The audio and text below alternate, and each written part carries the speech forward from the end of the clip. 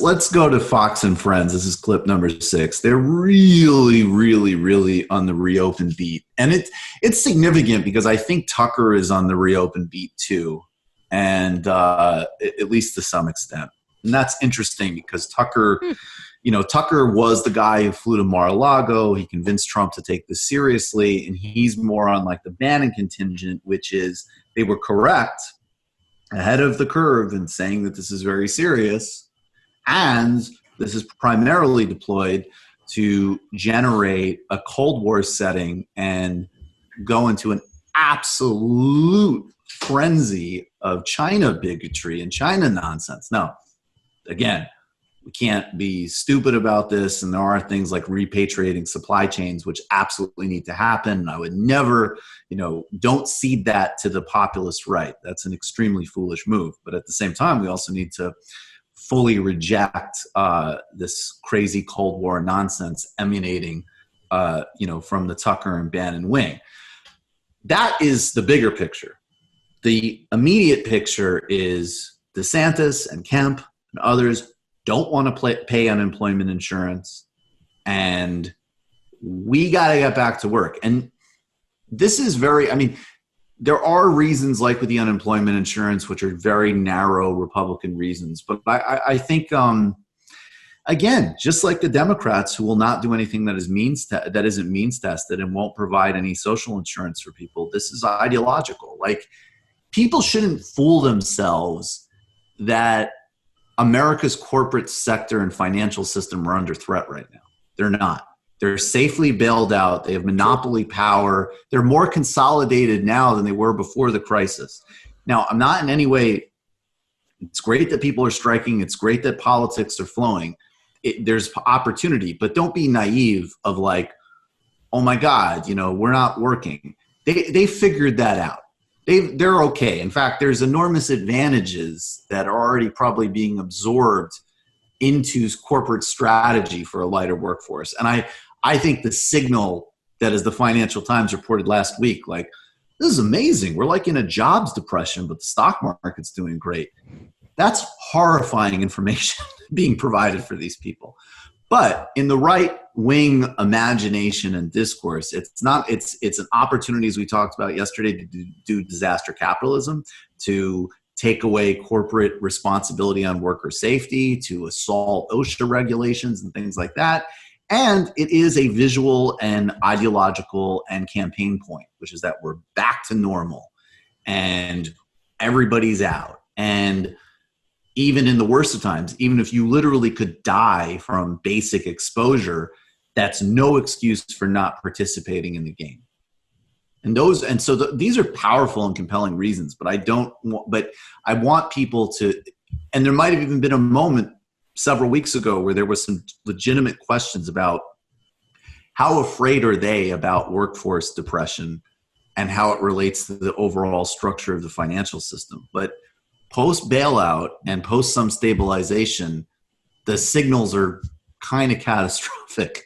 It's just that you can have a depression level unemployment crisis and things are ticking right along. So, I don't think that's the reason, frankly. I know it's not the reason that they're so concerned to get people back out. Yeah, I think they're making a wrong calculation there. Like, I think this is going to be a more severe and prolonged thing than they think. And right. I think they can just top, and that's what's happened, right? Like this $2 trillion bailout, and 1,200 went to the individuals when amounts out to about 7,500 basically, or depending on if you go by worker or citizen. Like that rest of that $1,200 was so you didn't think about where the rest of the money is going to. Right. It's going into corporate pockets for future control over labor. Right. And you know what? It might work politically because the Democrats haven't delivered anything for people yet. Like, even I hate Trump so much. I know $1,200 isn't shit in the grand scheme of things, but I'm sure I will have a moment when I get my Trump bucks where I'm like, oh, thanks, Trump. 100%. That was nice. And think about how it is for people who have been beaten down and taught to expect nothing their whole entire lives. You get $1,200. Yeah, maybe it's not rational, but it feels like a lifeboat. Yeah. Thanks a lot, Jamie. Keep talking about space communism. I'll see you in 2020. It's a big threat to my reelection. Well, everybody should remember, like watching people complain about Trump getting his signature on these. I mean, Schumer's still envelope. on that. You saw Schumer. That was a smart thing to do. It was. Not only is it a smart thing to do, and not only is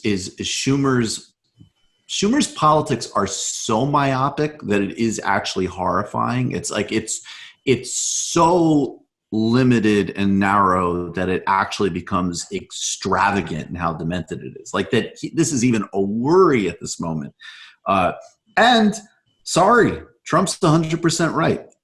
During the Obama stimulus, Obama put out record tax cuts.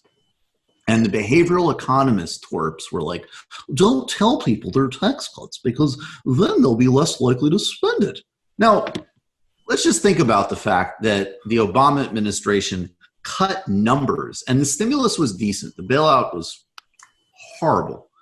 There were some good aspects of the Obama stimulus, but it was way smaller than it needed to be. That's a consensus.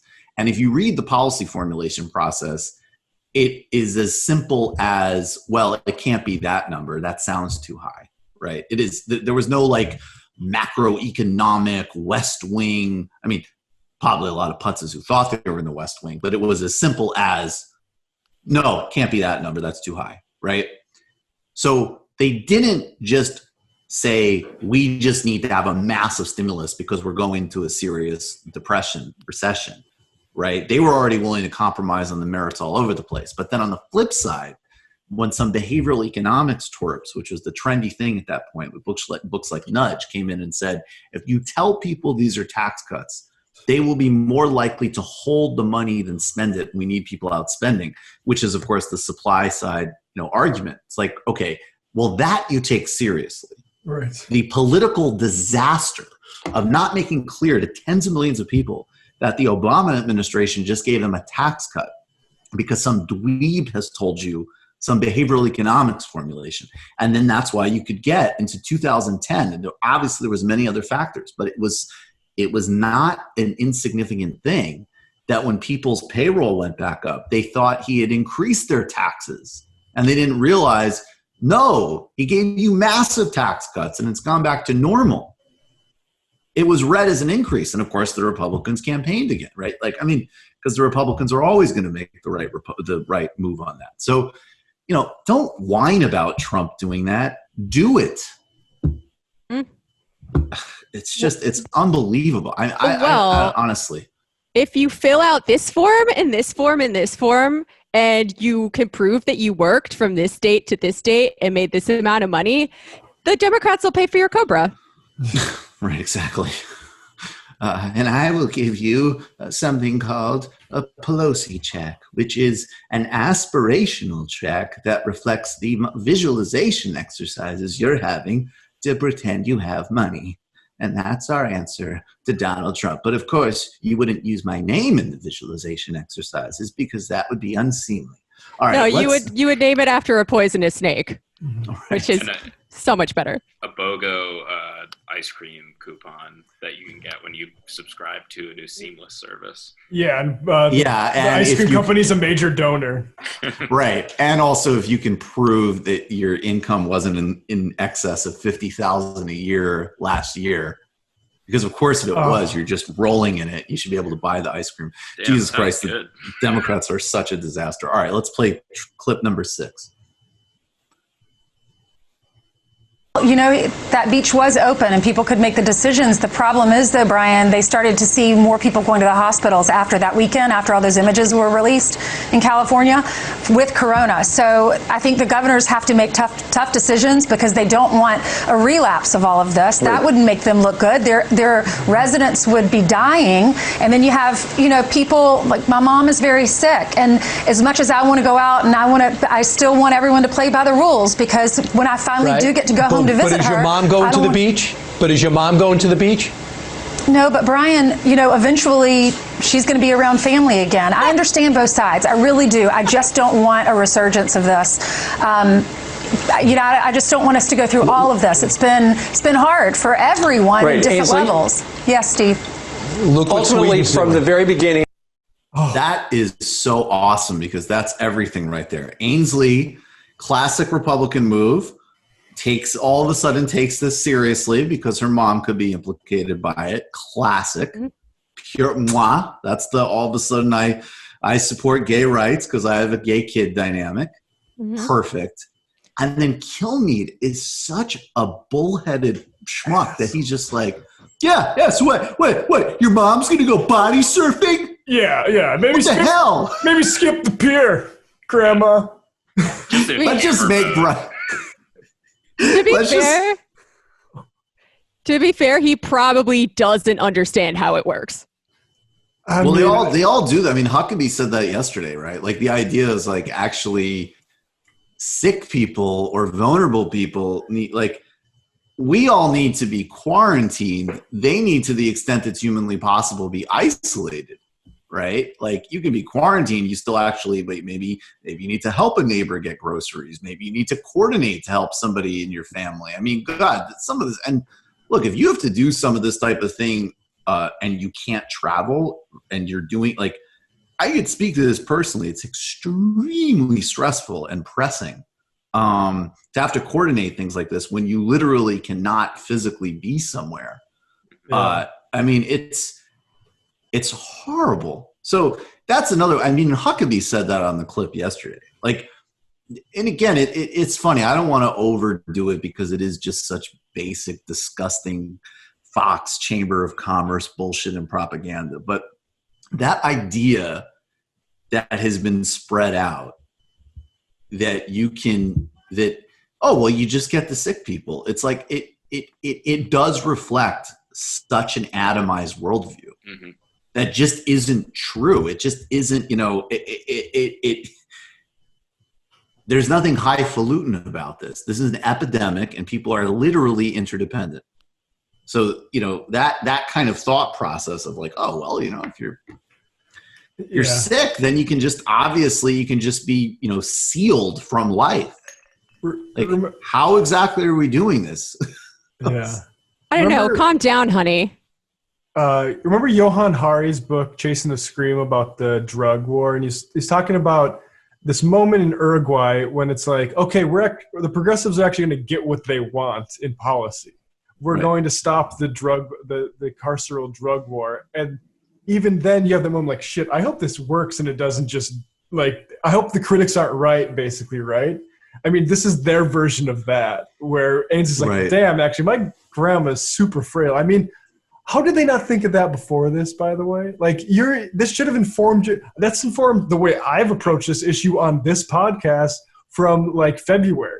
So I'm glad it's come to her now, I guess. But I mean, it's just hilarious. Like the way Kilmeade's like, is she going to the beach though? Like, dude, like maybe the people that are going to bring her food are going to come in contact with someone who went to the beach. This thing is what's known as contagious. It doesn't even require that much of a thought process, right? It's like, okay, Brian, I went to, or somebody near my mom went to the grocery store to get her groceries and crossed paths with somebody who just got back from a crowded beach.